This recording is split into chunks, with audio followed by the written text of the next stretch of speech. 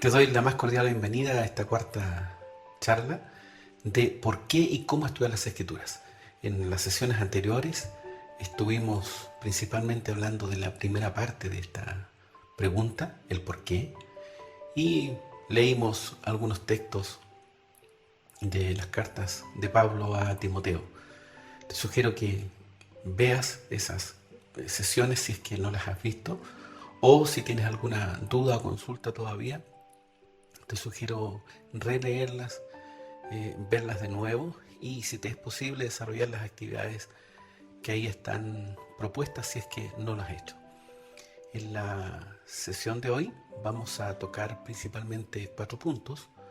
Eh, la idea es tratar de ver párrafos y qué podemos aprender de ellos cuando leemos las escrituras. Eh, Unos son lo que tiene que ver con las opiniones o declaraciones, mejor dicho, generales, y luego específicas. Ya se van a dar ejemplos de cada una de estas cosas. También veremos preguntas y respuestas que pueden estar en un párrafo, diálogos y finalmente declaraciones de propósito. Bien, también veremos eh, una, una sugerencia del uso de programas como eSword, que te remitiré a un video, o te remito, diríamos ahora, a un video donde se mostrarán algunas herramientas que pueden ser muy útiles para el estudio de las escrituras: diccionarios, comentarios, diferentes versiones de la escritura. Se facilita mucho el copiar, el pegar en documentos Word, por ejemplo, para poder estudiar, subrayar, si es que no estamos acostumbrados o nos es difícil hacerlo a mano. Entonces esta puede ser una muy buena herramienta. También en un video más adelante, eh, otro video diríamos, hablaremos sobre la actividad propuesta en la sesión número 3. Así que vamos a ello, comencemos. Esta forma, un proceso de exégesis de un texto que tú puedes apreciar, ya si has visto las sesiones anteriores lo reconocerás, y son 10 pasos. Ahora, estos pasos que están aquí dados son pasos que recogí en especial considerando una propuesta que hizo Josías Grauman en un seminario teológico de allá de Los Ángeles, California. Y lo que presenta aquí son no necesariamente los mismos. Sin embargo, tomé de estos y lo adapté a mi forma de trabajo, porque en realidad ellos hablan de técnicas un poquito más avanzadas, como leer el griego, leer el hebreo, y yo no leo estas cosas. Si bien es cierto, uno necesita un diccionario para poder entender un poco una palabra con mayor profundidad. Así que aquí este proceso lo que hice fue adaptarlo. Tú puedes hacer lo mismo, no necesariamente tienes que seguir de esta forma cuando tú estudies la escritura. ¿Okay? Eh, Uno de los momentos importantes antes de iniciar un proceso, este proceso de estudio de la escritura, es orar por iluminación.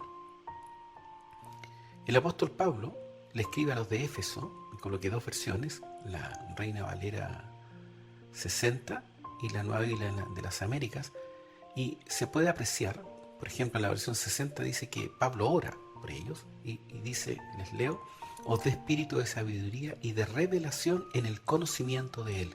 Y luego dice, alumbrando los ojos de vuestro entendimiento. En la Nueva Biblia de las Américas dice, mi oración es que los ojos de su corazón, tomen nota, sean iluminados. Así que los ojos de nuestro entendimiento son los ojos de nuestro corazón. Necesitan ser iluminados. De otra manera, no podemos comprender la escritura. Así que este paso es importantísimo. No podemos pasarlo por alto. Debemos orar. Debemos hacerlo sí o sí. Es importante. Luego, si te fijas, Pedro dice en su primera carta, dice, a quien sin haberle visto le amáis, y a quien ahora no veis, pero creéis en él. Ahora, esto que está aquí nos habla de una definición, si pudiéramos decir, del creyente, si pudiéramos definirla con una sola palabra, colocando un sinónimo. Un creyente es una persona que se puede escribir como confiada. Y eso es un adjetivo, es decir, es la cualidad de un creyente, es ser confiado. Confía en Dios, confía en cómo hace las cosas, cómo ha dispensado todos sus recursos a través de los siglos. Confía en que sabe lo que hace. El creyente está en las manos de Dios.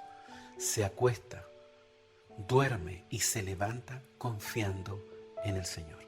Es una característica esencial del creyente. El creyente, es decir, por algo es creyente, no desconfía de Dios. Una de las características principales de Dios, tiene muchas por supuesto, pero Él sabe todas las cosas, es omnisciente.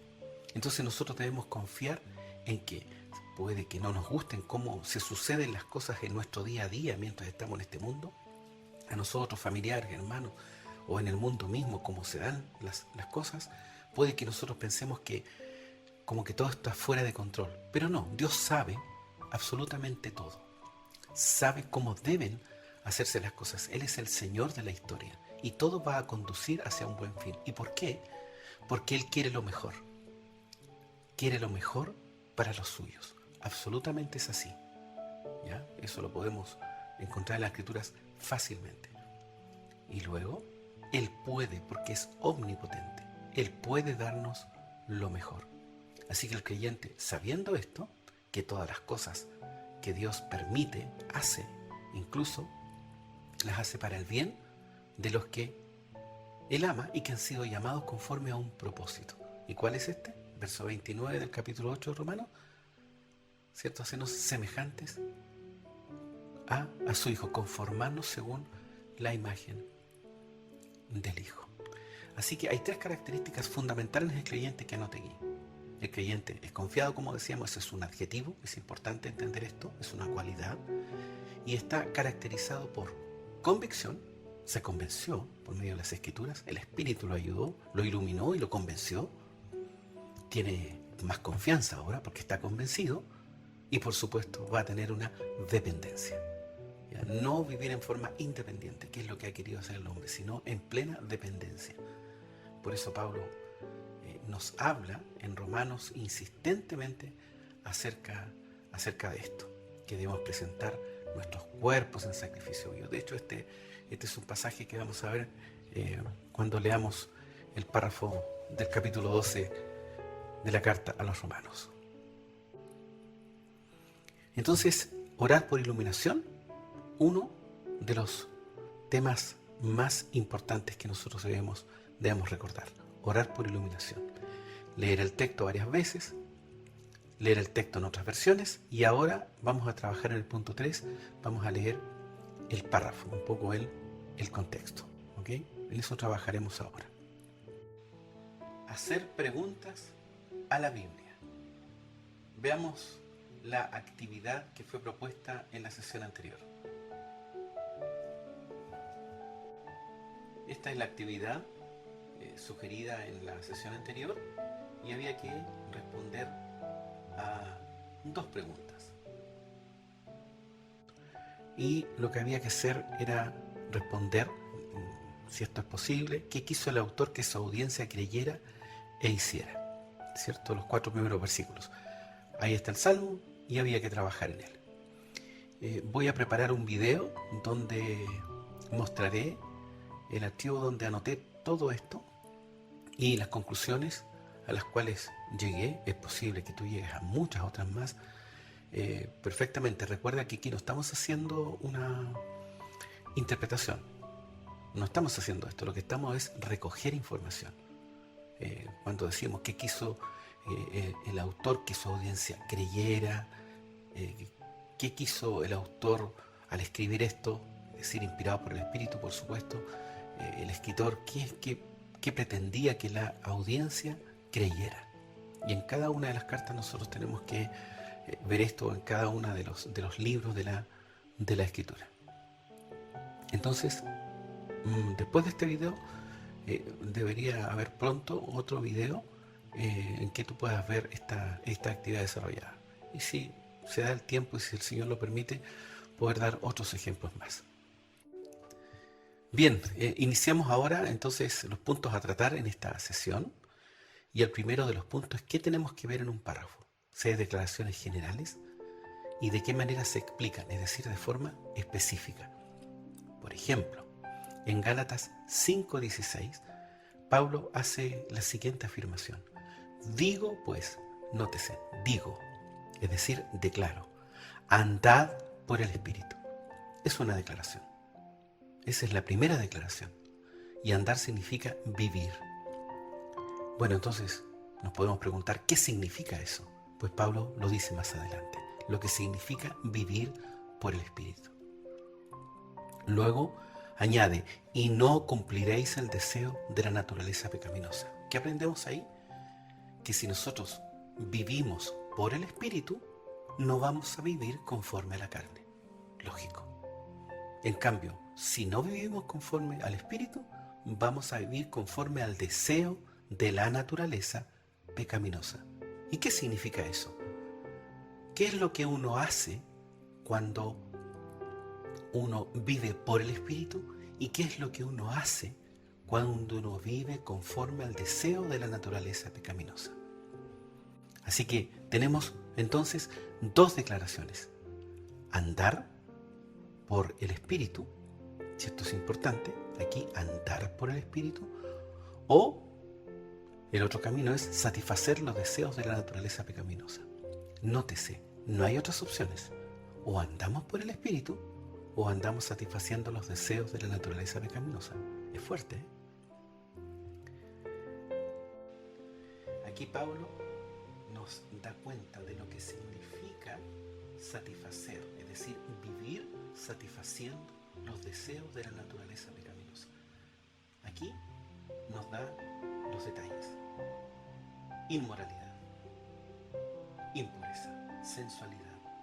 Todas estas palabras que están aquí, nosotros debemos anotarlas, buscar sus definiciones. Y es de esperar que no se manifiesten en nuestro caminar, en nuestras vidas. De ser así, es imperioso, es algo que debemos hacer muy prontamente, ponernos a cuenta con Dios y que nos ayude a librarnos de esta forma de vivir para no dar lugar a los deseos de la naturaleza pecaminosa. Pablo ahora nos dice lo que significa o las características que deben estar, mejor dicho, el fruto, bueno, eso es lo que se debe ver en un creyente que anda por el Espíritu. El creyente que anda o que vive por el Espíritu se manifiesta el fruto del Espíritu, porque anda en comunión con Dios. Por lo tanto va a tener amor, va a tener gozo, paz, paciencia, va a ser benigno, va a tener bondad, va a ser fiel, va a tener mansedumbre y dominio propio. Esto va a ser así. Así que cada una de estas palabras las anotamos para ver las características de aquel que vive conforme al Espíritu o viven por el Espíritu. Anota estas palabras, las revisa, hay que revisarlas con los diccionarios que están, ¿cierto?, disponibles, los recursos que tengamos disponibles. Pensamos y meditamos en ellas y vemos en qué medida éstas se manifiestan en nuestras vidas. Si es poco, roguemos al Señor para que se manifieste más. Mañana es de esperar que se manifieste más que en el día de hoy y que hoy se manifieste más que el día de ayer. Y así sucesivamente para que vayamos creciendo en gracia para con Dios y para con los hombres. Bien, veamos otro ejemplo. En Romanos 12, versículo 1, Pablo hace la siguiente afirmación. Por tanto, es decir, por todo lo anterior, hermanos, les ruego por las misericordias de Dios que presenten sus cuerpos como sacrificio vivo y santo, aceptable a Dios, que es el culto racional de ustedes. Muy bien. ¿Y qué significa eso? ¿Qué se verá cuando un hermano ha hecho esto delante del Señor? ¿Qué se verá cuando nosotros mismos vayamos delante del Señor y le digamos: Dios amado, yo quiero presentar mi cuerpo como un sacrificio vivo y santo, y quiero que tú me guíes por el Espíritu, me enseñes, me conduzcas, que ocurra lo que dice el capítulo 8, que no ocurra lo que dice el capítulo 6, ¿cierto? Perseverar en el pecado para que la gracia, donde ese tipo de cosas deben estar, por supuesto, lejos de todo creyente.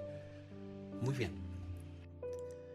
Bueno, Pablo en los versículos 9 al 13 nos da las características de aquel que ha puesto su cuerpo en sacrificio vivo, santo, agradable al Señor. Y entre las características está, dadas, ¿cierto?, los versículos 9 al 13 de este capítulo 12 de Romanos, y él dice que aquella persona ama sin hipocresía, aborrece lo malo, se aplica a lo bueno, es afectuoso con otros, con todos, y con un amor fraterno, sincero por supuesto, incluso da preferencia al resto, y con honra, no es perezoso, en lo que requiere diligencia, además es ferviente en espíritu, sirve al Señor, se goza en la esperanza, persevera en el sufrimiento, es dedicado a la oración, contribuye a las necesidades de los santos y practica la hospitalidad. ¿Te fijas las características? Por lo tanto, si uno dice, uno lee, digamos, cuando Pablo dice poner nuestros cuerpos en sacrificio vivo, santo, agradable al Señor, muy bien, si uno quiere saber si lo ha hecho, estas características deberían estar en nosotros y de manera abundante. Si alguna de estas falta, o simplemente no se manifiestan, o no están definitivamente, en absoluto, entonces tenemos un problema. Tenemos que volver al versículo 1. Y de esta forma vamos aplicándonos la Escritura a nosotros. Te fijas, leyendo todas estas cosas, podemos ver qué significan cada una de estas palabras. Por ejemplo, ¿qué significa hipocresía? ¿A qué se refiere con eso? ¿Qué significa dar preferencia? ¿Qué significa ser un perezoso? ¿Qué es eso? ¿Qué significa requerir diligencia? ¿Qué es eso de ser fervientes en el Espíritu? ¿Qué significa servir al Señor? ¿Qué me está diciendo cuando dice que debo ser una persona que se goce en la esperanza? ¿Qué es eso de perseverar en el sufrimiento? Etcétera, etcétera. Muy bien, continuemos. A veces también se invierte el orden. En 1 Corintios 13, por ejemplo, en los primeros 12 versículos se nos presentan los detalles respecto al amor.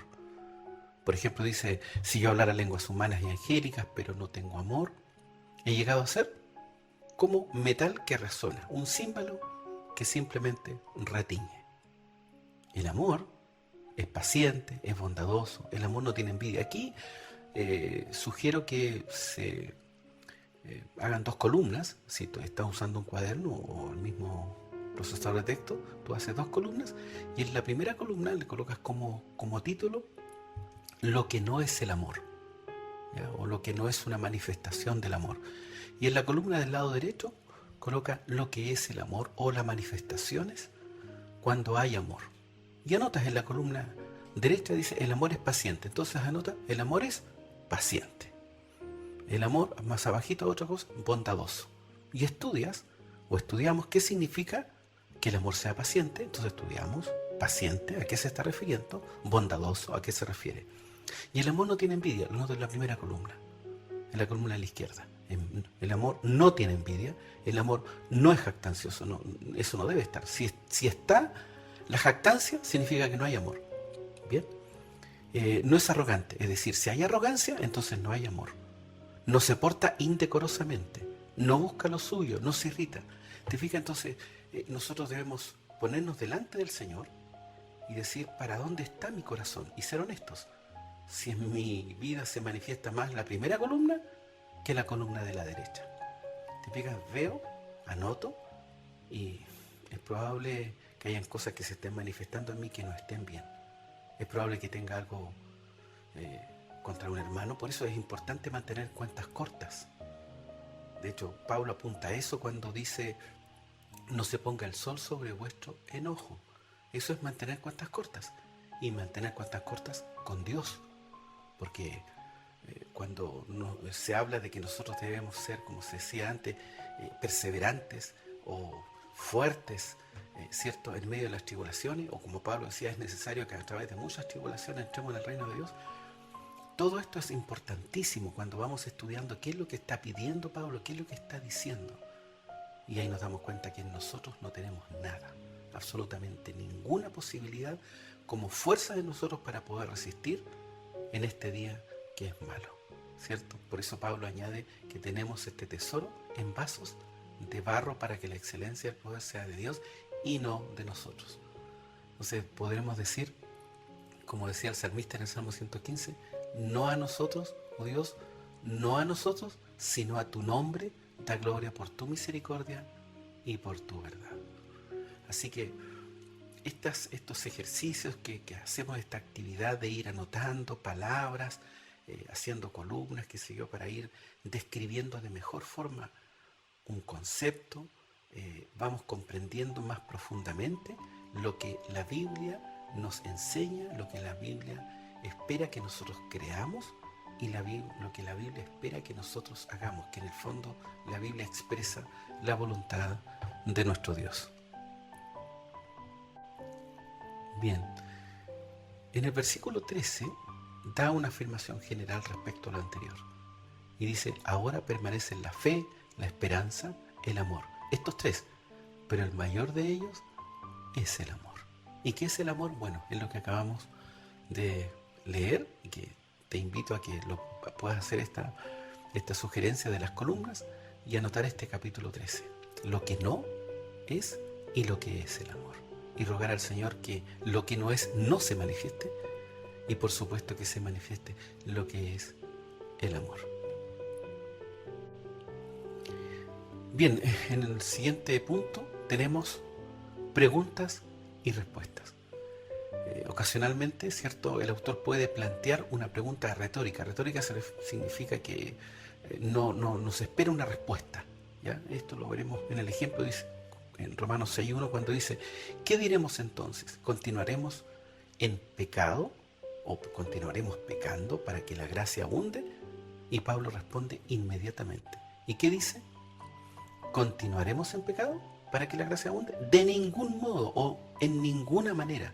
Enfático, no, de ninguna forma. Nosotros que hemos muerto al pecado, ¿cómo viviremos aún en él? Esta es una de las razones por las que Pablo le escribió a los romanos. El antinomianismo, es decir, la filosofía epicúrea, que estaba muy latente por todo el Imperio Romano, influido por la cultura griega, por supuesto, y por todos los gentiles, y que en el fondo la idea de la filosofía griega, si lo pudiéramos resumir, es la búsqueda de la felicidad. Todo lo que te haga feliz, no importa que sea moralmente cuestionable, dale nomás. Sé feliz. Si te gusta comer, come a destajo, vive. Si te gusta tomar, toma. Si te gusta ser inmoral, dale. No hay problema en esto. Esto es lo que está en boga en aquellos tiempos, y bueno, y hoy día cuanto más, ¿cierto?, se ha ido propagando todo este tipo diríamos, de comportamientos que obedecen a una filosofía de vida, a una cosmovisión de la vida, ¿ya? Y lo que es cuestionable hoy en día, por supuesto, no, esa es tu verdad y mi verdad es otra, yo hago lo que quiero, y todo se justifica. Bueno, en aquella época era importantísimo, entonces llegaban, recordemos que los griegos, los romanos no tenían la ley, entonces llegaban ahí y bueno, ¿y ahora qué hacemos? Seguían comportándose muchos de una manera indigna. Y esto lo podemos ver en Corinto. De hecho, Pablo está escribiendo esta carta, la escribe desde Corinto, ¿ya? A finales de los 50 del primer siglo. Es por ello que es importantísimo lo que aquí está diciendo. Esta es una de las razones de por qué se escribe Romano. Y hay un capítulo completo, el capítulo 6 y el capítulo 7. Son capítulos dedicados, ¿cierto?, primero al poder del pecado, en el capítulo 6, y luego, ¿cierto?, a la ley del pecado y de la muerte. Y luego tenemos el capítulo 8 que nos enseña cómo debemos andar en el Espíritu y lo que se debe dar cuando una persona anda en el Espíritu. Bien, y luego, por supuesto, del capítulo 12 en adelante, lo que leíamos hace unos momentos, parte de ello, nos da hasta el capítulo 15 cómo uno debe andar, qué significa todo eso. Todo eso está dentro de todos estos capítulos donde está el comportamiento de una persona que ha rendido su cuerpo, su ser por completo a Dios en sacrificio vivo y agradable. Y ese es un culto racional, es una manera de adorar a Dios. A veces creemos que adorar a Dios es solo cuando nos reunimos el día domingo o en alguna otra reunión para cantar, para adorar, para expresar con acciones de gracias a nuestro Dios, pero no es así necesariamente. Eso es parte. Nosotros adoramos a Dios siempre, porque nunca dejamos de estar en la presencia de Dios. Recuerda que en Reyes capítulo 17, creo que es en la primera carta, o el primer libro de Reyes, se habla, ¿cierto?, cuando dice Elías está delante del rey y dice: yo soy Elías, ¿cierto?, que siervo de Dios, ¿cierto?, delante de quien estoy. Él estaba delante de Dios, ahí, aunque estaba frente al rey, pero él estaba delante de Dios. Nunca uno deja de estar delante de Dios. Entonces Pablo aquí, cuando le escribe a los romanos, dice: no, de ninguna manera, ¿cómo van a hacer algo así? Es imposible. Nosotros vivimos para agradar a Dios. De hecho, se lo dice más adelante, en unos versos más adelante, cuando dices: y si vivimos, para Él vivimos. Y si morimos, para Él morimos. O sea, ya sea que vivamos o que muramos, somos del Señor. Todas estas declaraciones y estos conceptos resumen grandemente y fuertemente lo que estaba detrás de la cultura en la mente del romano, ya, del griego, del gentil, y era necesario aclarárselo y decírselos. Por eso Pablo llama a una renovación del entendimiento. Y nosotros, que tenemos una naturaleza caída, a veces creemos que las cosas son de una manera, pero la verdad es que estamos completamente equivocados. Por eso, cuando vayamos a la Escritura, tenemos que dejar que la Escritura nos hable y nosotros no tener temor ante eso, y debemos leer para que la Biblia nos enseñe, ¿cierto? Y por su Espíritu nos guíe y nos dé la fuerza para salir adelante. Preguntas y respuestas. En diversas secciones Pablo también extiende este análisis. Aquí anoté algunas porciones de Romanos en donde aparecen más preguntas, porque Pablo utiliza mucho esta forma retórica de hablar, y te sugiero que la veas. Está, por supuesto, el PDF disponible acá en este curso. Tú lo puedes descargar y después puedes revisar cada una de estas preguntas y sus respuestas. Esta técnica, por llamarle técnica, no es que sea una palabra mala, entre comillas, o poco espiritual, sino que es una forma. La palabra técnica tiene que ver con la manera, con la forma. No está solamente restringido a Pablo. De hecho, Marcos, se tomó un ejemplo en Marcos capítulo 2, en donde aparecen en la escena varias personas y le hacen preguntas al Señor. De hecho, las preguntas son: ¿quién puede perdonar pecados si no solo Dios? ¿Por qué Él come y bebe con recaudadores de impuestos de pecadores? ¿Por qué ayunan los discípulos de Juan y los discípulos de los fariseos, pero tus discípulos no ayunan? Mira, ¿por qué hacen lo que no es lícito en el día de reposo? Y también, otra más: ¿es lícito en el día de reposo hacer bien o hacer mal, salvar una vida o matar? Bueno, esta última es hecha por el Señor. Estas preguntas que están aquí, estas 4 preguntas, las 4 primeras y la última, por supuesto, pero las 4 primeras el Señor las responde. Pero la quinta, que Él hace, no es respondida. Pero no es respondida por ellos, pero el Señor sí da la respuesta a esto. Ya lo veremos. La primera pregunta: ¿quién puede perdonar pecados si no solo Dios? El Señor responde: pues para que sepan que el Hijo del Hombre tiene autoridad en la tierra para perdonar pecados, dijo al paralítico: a ti te digo, levántate. ¿Cierto? Anda, toma tu camilla, vete a tu casa. Ahí está la respuesta. El Hijo del Hombre tiene autoridad. Interesante, ¿eh? Muy bien. Veamos otra pregunta. ¿Por qué Él come y bebe con recaudadores de impuestos y pecadores? ¿Cómo responde el Señor? No he venido a llamar a justos, sino a pecadores. Por supuesto que dice más cosas que ayudan a la comprensión de la respuesta y de lo que se está exponiendo en estas preguntas y respuestas, ¿cierto? Que como veremos en el siguiente punto son diálogos, ¿bien? Entonces, pero aquí la respuesta es esta: no he venido a llamar. Si le queremos anotar la respuesta corta, es esta, y el resto es para ayudarnos a una mejor comprensión. La tercera pregunta: ¿por qué ayudan a los discípulos? Y Jesús le responde: ¿acaso pueden ayudar a los acompañantes del novio mientras el novio está con ellos? Es evidente que no. La respuesta está ahí mismo. Bien, en esta cuarta pregunta le consultan al Señor: ¿por qué hacen lo que no es lícito en el día de reposo? Y el Señor les dice con un ejemplo, ¿cierto?, de la misma escritura: ¿nunca han leído lo que David hizo cuando tuvo necesidad? Por tanto, el Hijo del Hombre es Señor, ¿cierto?, del día de reposo. Responde claramente y con la misma escritura. Esta quinta pregunta es hecha por el Señor: ¿es lícito en el día de reposo hacer bien o hacer mal?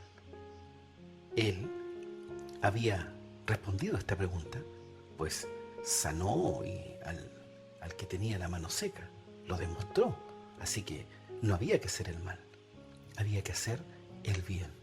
Y respecto si era salvar una vida o matar, ¿era necesario salvar la vida? Por supuesto, ellos querían matar al Señor y no podían decir que salvar una vida, porque si él la dice, bueno, entonces ¿por qué me quieren matar? Si hay que salvar la vida.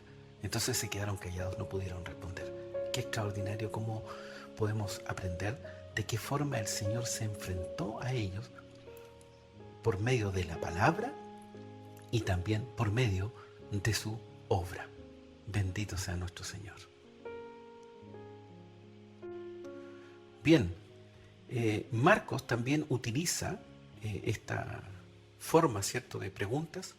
En otro episodio, que está la cita está ahí, del capítulo 11, verso 27, al capítulo 12, verso 40, aparecen también 5 preguntas, 4 se las hacen al Señor y el Señor hace la quinta. Y te invito a que tú descubras cuáles son estas preguntas. Por supuesto que seguro las has leído más de una vez, pero en este formato que uno anota la pregunta y anota la respuesta. Bien, una de las cosas que tenemos que ver en los párrafos también, si es que hay diálogos, que es lo que vimos, ¿cierto?, con preguntas y respuestas. Por supuesto, hay diálogos, y los diálogos en la idea es tratar de ver algunas cosas. Por ejemplo, anoté algunas preguntas aquí: ¿quiénes son los interlocutores? ¿Quién está hablando y a quién le hablan? ¿Cuál es el contexto? ¿Dónde están? ¿Hay más personas ahí presentes, presenciando este diálogo? ¿Ellos están escuchando? ¿Participan también del diálogo de alguna forma? ¿Es el diálogo en cuestión una discusión? ¿Un debate? ¿Tal vez es una conferencia? ¿Se trata de una charla distendida, es decir, no es formal? ¿Cuál es el tema que está presente en el diálogo?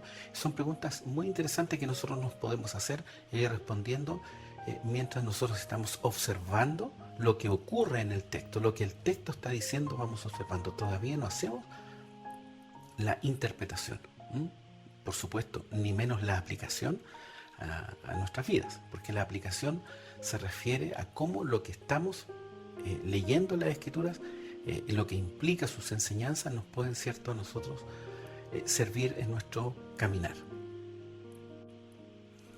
También en Habacuc se presenta un diálogo.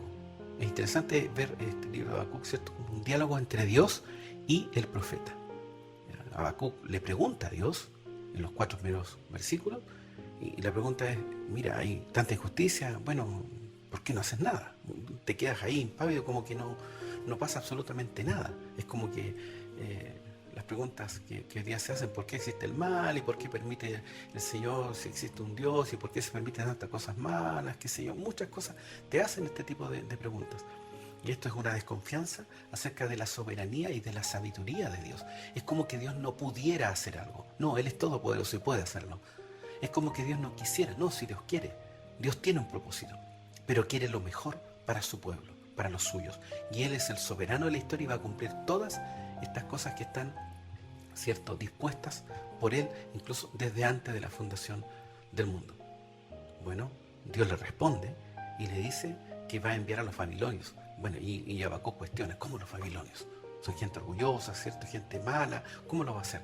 Y bueno, y Dios le enseña, incluso ahí le enseña que el justo por la fe vivirá. Y Pablo, ¿cierto? En el Nuevo Testamento se ocupa 3 veces, aparece esta cita de este texto. ¿Cómo sabemos que Habacuc aprendió y comprendió que Dios era soberano, que Él podía hacerlo mejor? Nadie lo podía impedir, que Él quería lo mejor para los suyos y también que Él sabía lo que era mejor, porque Él sabe, Él es omnisciente, omnipotente, Él es un Dios de amor, sabe todas las cosas, está en todo lugar. ¿Y cómo sabemos que Él aprendió? Bueno, si leemos el capítulo 10, Él dice, salió, es como que Él salió ahí a la pradera. ¿Qué pasaría si la higuera no diera fruto?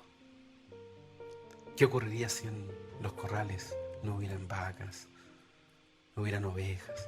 ¿Qué pasaría si faltara todo? ¿Qué dice Él? Con todo yo me alegraré en el Señor. ¿Te fijas? Cuando uno es capaz de llegar a esa declaración, es porque uno si la dice con convicción, con confianza, con dependencia de Dios, y entra en adoración a Dios y se regocija, como decía Pedro, o como dice Pablo, regocijaos en el Señor siempre, o como le dice a los de Tesalónica, estad siempre gozosos. Y los de Tesalónica eran perseguidos, les quitaron sus bienes, mataron a sus familiares, amigos, había una persecución horrible, y Pablo le dice, estén siempre gozosos, oren sin cesar.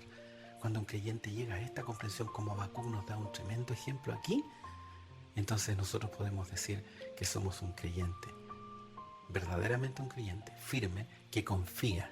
Y esa cualidad de confianza, es decir, confiado, entonces nosotros también vamos a ser personas confiables, vamos a ser personas fieles. Y esta palabra fiel, un creyente fiel tiene una extraordinaria profundidad en todo esto, y que es posible que en algún minuto podamos estudiar algunas palabras importantes también, si Dios así lo permite. Continuemos con el último punto de la sesión de hoy: declaración de propósito, o declaraciones de propósitos, porque pueden ser también plurales. Es importante reconocer estas declaraciones. Son expresiones, son oraciones gramaticales que dan una idea, delinean la razón o la consecuencia de hacer algo.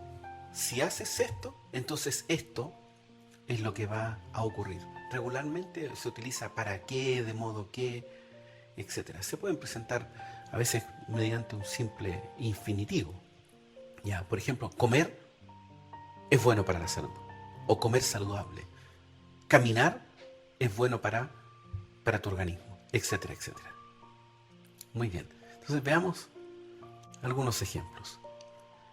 En Deuteronomio, capítulo 6, verso 3, Dios les dice: escucha pues, oh Israel, y cuida de hacerlo.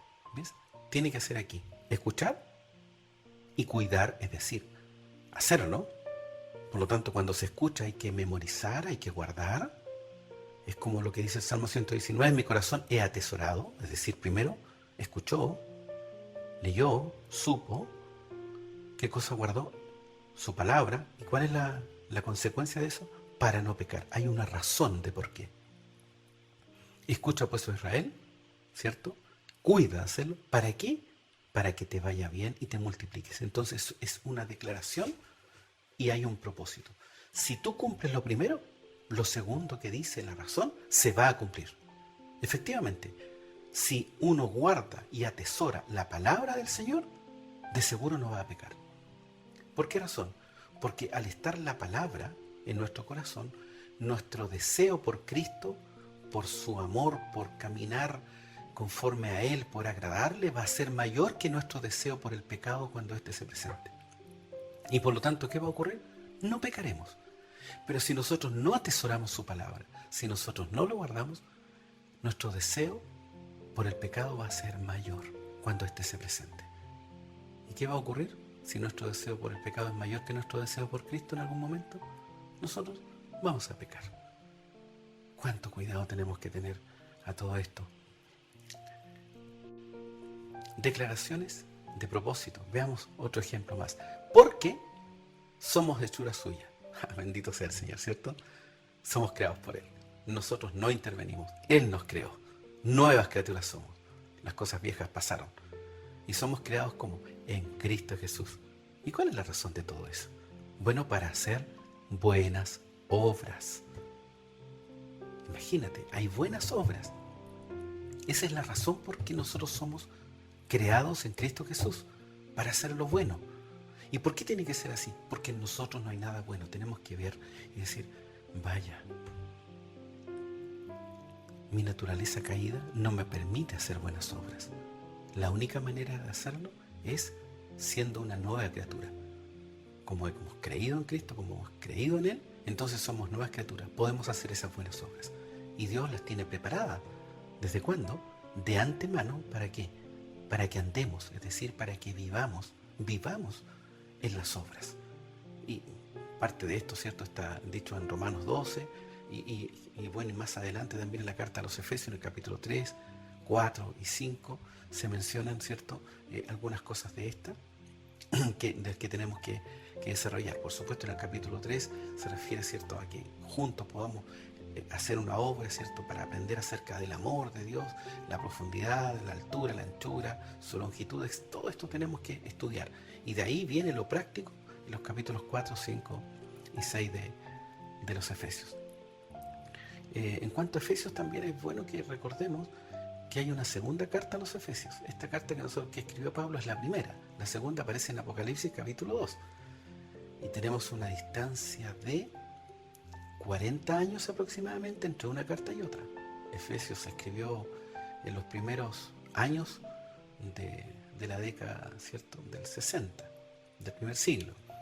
Y luego en la década del 90, 30 y algo de años, un poco más tal vez, cerca de 40 años, dicen algunos, hay una distancia importantísima de años, más de 30, ¿cierto?, en que se nota y es evidente al leer ahí que uno de los problemas que tuvo, a pesar de que en esta epístola Pablo les dice andad en amor, allá tenemos que ellos habían dejado su primer amor.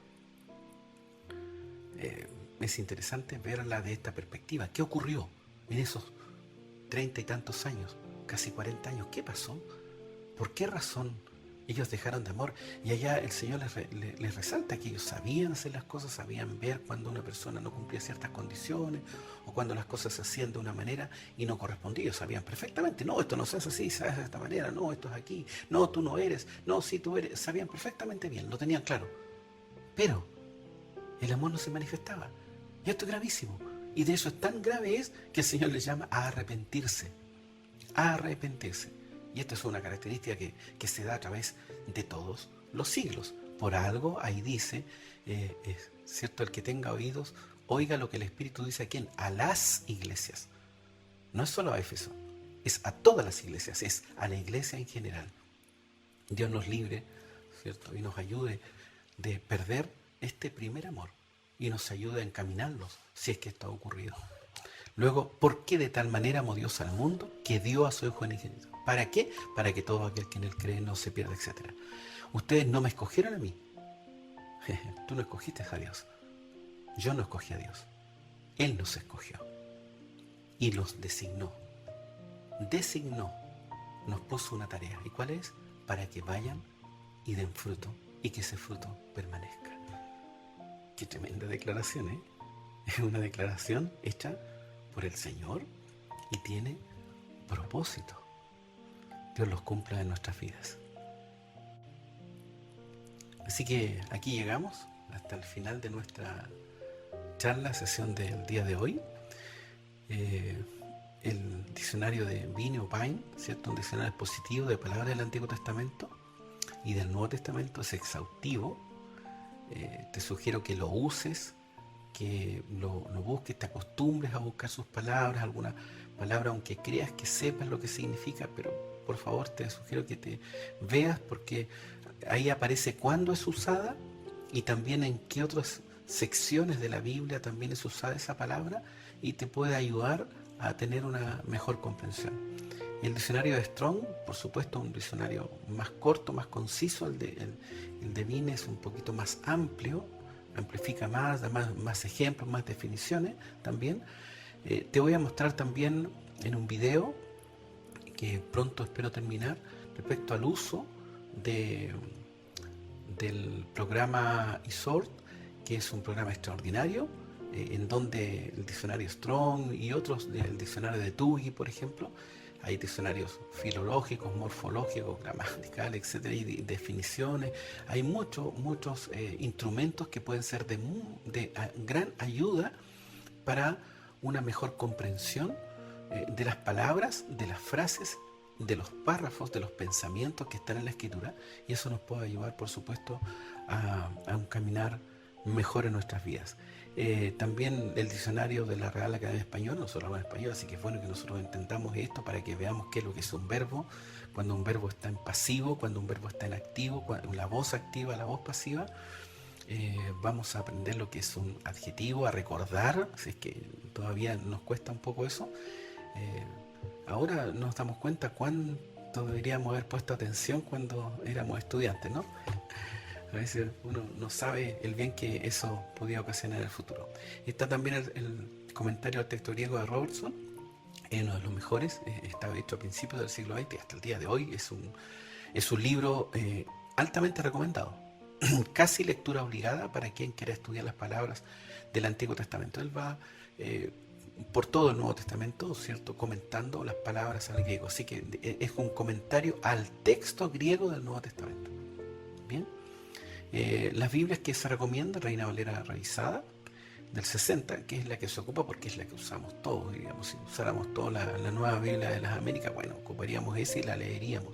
Pero como la mayoría usa la Reina Valera 60 en casi todas las congregaciones, es como usual, no en todas, pero en muchas. Entonces uno ocupa esta en primer lugar, y a partir de ahí puede leer otras versiones como la Nueva Biblia de las Américas, la Biblia de las Américas, la nueva traducción viviente o la nueva versión internacional, si les parece bien. Pueden haber otros también, versión moderna, etcétera, también, que las puedes tener si te parece, las puedes ocupar, y se pueden ir viendo de qué manera se traducen ciertos versos, y eso te puede ya ayudar, dar una idea de los sinónimos que se van traduciendo, y los diccionarios te van a ayudar a la profundización. Bien, esto es un pequeño no curso, pero son charlas, ¿cierto? Una pequeña ayuda, un pequeño aporte para dar cuenta de la forma como uno pudiera enfrentarse al estudio de las escrituras. Espero que te sea de utilidad. Aquí hay un correo, info@graciapaz.cl, si tienes alguna consulta, dudas, sugerencias, críticas, aportes, lo que sea, trataré de responder, y trataré de responder también tan pronto me sea posible. Y si hay alguna sugerencia o solicitud para incluir dentro de este mismo taller o charlas que estamos haciendo en Radio Gracia y Paz, tú lo solicitas y veremos si es posible también incluirlo. Que Dios te bendiga. Hasta una próxima.